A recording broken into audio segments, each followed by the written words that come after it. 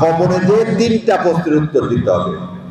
মান রব্বুকা, মান নবিয়ুকা, মান দীনুকা।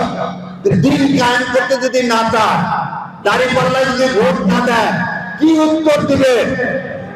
সম্মানিত আমিরে জামাত বলছেন, যদি জামাত ইসলামের কেউ এই ভোটের পরে খেয়ানত করে, তার কলিজা টেনে ছিঁড়ে ফেলে দেওয়া হবে। এরকম কোন কথা কোন দলের লোক বলছে?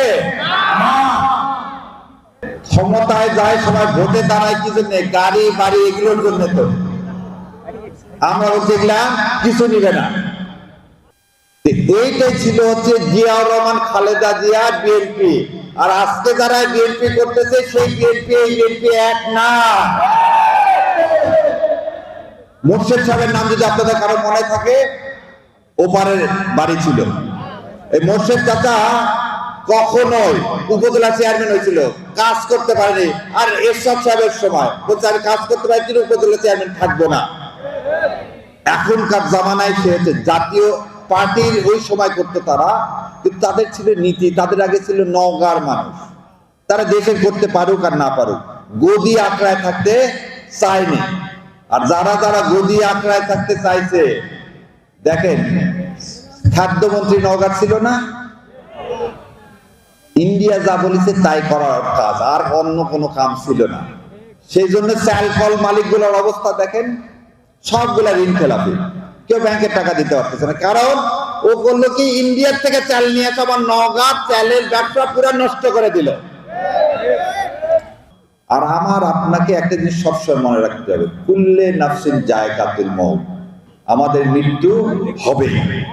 আর কবরে যে তিনটা প্রশ্নের উত্তর দিতে হবে। মান রব্বুকা, মান নবিয়ুকা, মান দীনুকা। দিন কায়েম করতে যদি না চায়, দাঁড়িপাল্লায় যদি ভোট না দেয়, কি উত্তর দিবে? পারবে না। তাহলে কে জান্নাতে নিয়ে যেতে পারবে? আল্লাহ সুবহানাহু ওয়া তাআলা।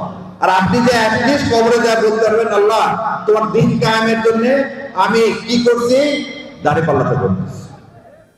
আর তো কেউ আমার সাথে ছিল না। আপনার সাথে যতগুলো ক্যান্ডিডেট নওগাঁয় আছে, অন্য কেউ যদি দিন কায়েমের কথা বলে থাকে, আপনি তাকে ভোট দেন, কোনো সমস্যা নেই। কিন্তু যে দিন কায়েম করতে যাবে না, তাকে যদি ভোট দেন, তাহলে আপনি আমানতের খেয়ানত করলেন। ওই যেমন রাস্তা করেনি, আমানতের খেয়ানত করতে আপনিও সেরকম হয়ে যাবে। আপনি কি সেটা হতে চান? ইনশাআল্লাহ আল্লাহ আমাদের সবাইকে তৌফিক দান করুন। জয় পরাজয়ের মালিক আল্লাহ।